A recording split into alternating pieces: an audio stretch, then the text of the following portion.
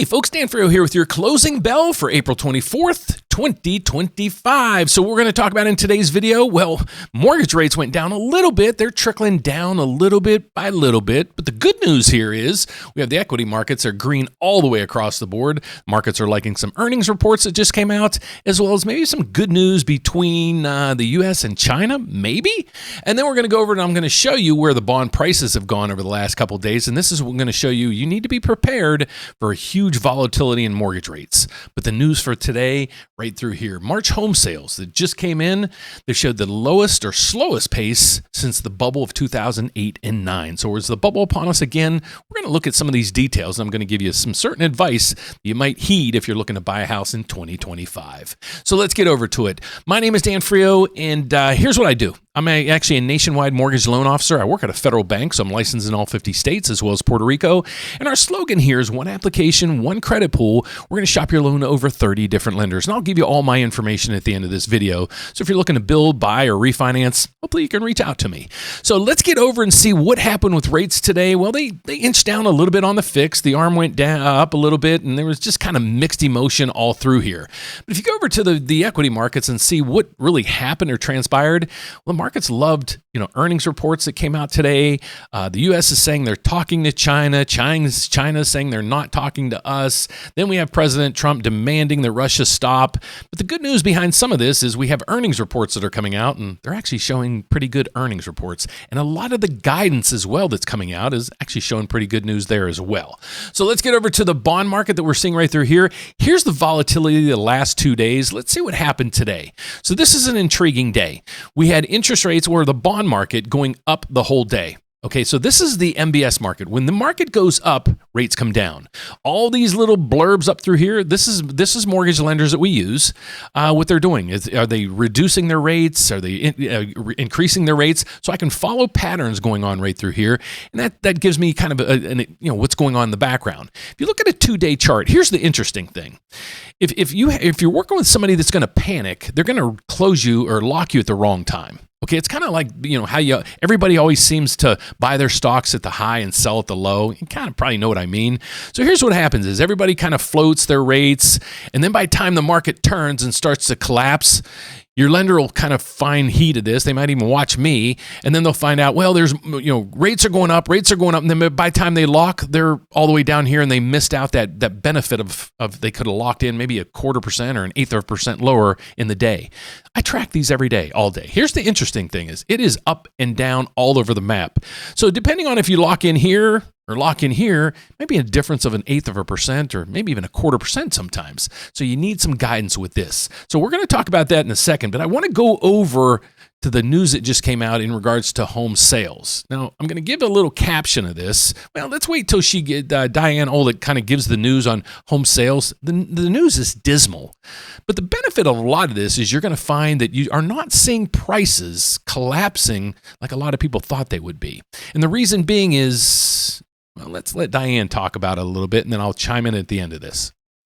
We also have some housing data just crossed the tape. Diana Olick has that for us. Diana. Well, David, existing home sales in March fell a much wider than expected 5.9% from February to a seasonally adjusted annualized rate of 4.02 million units.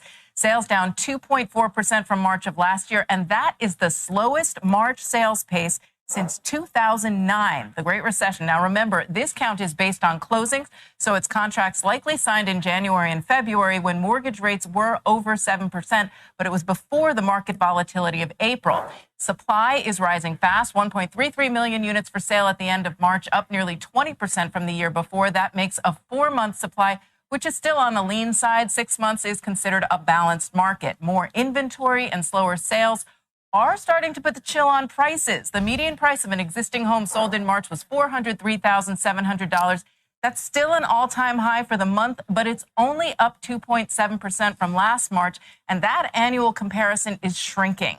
First-time buyers made up 32% of the market, the same as last year. They should be around 40%. All cash dropped to 26% from 28% the year before, but investors held steady at 15% of sales. Sarah? All right. Kind of a bad combo. Weaker sales, higher prices. Diana, thank you very much. Diana. Okay, so there was a lot to take in on that. But I did want to bring out one caption that she talked about kind of right at the end. Here, let's see if we can replay this again real quick. I just want to 15% of sales. Sarah, 7% from last March, and that annual comparison is shrinking. You still have home prices up 2.7% year over year. In history, if you go back in history, the norm is probably 4%. So we're not too far away from the norms. Now, if you've lived in California, or lived in Austin, you lived in Florida, you've probably seen excessive home growth. But over history, we've never really seen the returns that people get in today's market. Usually, if you're a homeowner or home buyer, you're going to see 3, 4, 5% appreciation a year. And that's how it ticks. You don't go up 10, 15%. This is probably the average. So everybody's freaking out that now the home prices are only going up 2 or 3% a year. Well, maybe that's not so bad. So first-time home buyers can eventually afford first-time homes. So this isn't all bad news. I take this as it's great news. There's more homes coming to the market to stabilize the prices, because if you don't have enough homes, like she said, we had 4 months of inventory. You need 6 months of inventory basically to bring yourself back to normal. So let's go into, don't just take my word for it. Let's get over to some of the numbers. This is what we have right through here, and this is only through April. This is the last piece of information that the Federal Reserve had, Federal Reserve Bank of St. Louis. But you can see right through here, here's inventory. It's not crazy high and it's not crazy low. You go through here, when was it higher? This is 2009. But again, you go back through here, you go back in history, you hit it here, you hit it here, you hit it here, you hit it here, you hit it multiple times, the levels that we have right now. Then you also have the prices. The prices are stagnating. And that's what I've called over the last 2 years. If you go through here, you go through the last year, and here's where house prices went. I won't say this says it's down just a little bit. Okay, let's say they're down just a little bit. This is far cry from a crash. So what you're going to see in the markets, the best advice I could give you, if you're looking to buy a home right now, please do your research on your area. So, reach out to a realtor. But first off, you need to get qualified to see how much you really qualify for. Maybe if you're a current homeowner right now and you see the huge volatility in rates right now, maybe there's a way I can help you at least take advantage of these things. So let's get over to what I do for a living. And I'm not just a YouTuber. Like I said at the beginning of this video, I actually work at a federal bank. The federal bank that I work at is pretty unique, but being at a federal bank makes me licensed in all 50 states as well as Puerto Rico, and I'd love to be able to help anybody out there that's looking to build, buy, or refinance. But the cool thing about our bank is, before you turn that dial, this is the interesting part. I'm working with 33 other lenders. So why I joined this bank is they helped me, they brought me on board to help them grow. And right now we've set up 33 other lenders kind of that we can work with. So putting in your application at the rate update right through here, not only am I going to offer you programs that we have here at the bank and the rates we have here at the bank, I'm going to offer you loan programs and loan rates with 33 other lenders. So basically putting in your application right through here is going to give you a quote with one application, one credit pool. I'm going to shop your loan to all 33 lenders.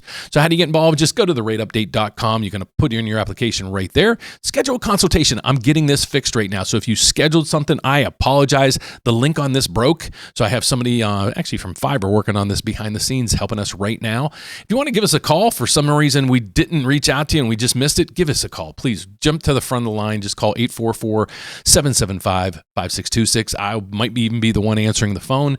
But check out some of the videos we also have down through here. So if you're a homeowner right now and you're trying to peg this to see when is the best time for me to lock in the rates because they're all over the map, well, go into this and you're going to hit the RateWatch tool. Just put in your information, and when rates hit what you're looking for, so let's say you closed a year ago and the rate was 7.75 and now rates are 6.9. Maybe this makes some savings for you. So let's see how much savings you can get. Just click this, put in the information. I don't sell it. I'll be tracking that loan or your loan to see when rates finally drop to where you want them to be. I'll give you a call. But if you're down through here looking to buy that first house, maybe you're trying to look at FHA requirements. Do you fit? Are you a disabled veteran? Love to help you. There's a fantastic program we have in here, understanding credit and more. So visit us at therateupdate.com, and that's where you can do all of the applications all the way down to how you give us a call. Thanks for watching, guys. All I ask you to do is one favor tonight. I'm trying to get to 50,000 subscribers. If you can help me click in down over there, I'd greatly appreciate it. Thanks for watching. God bless you. See you tomorrow morning at the opening bell. Bye-bye.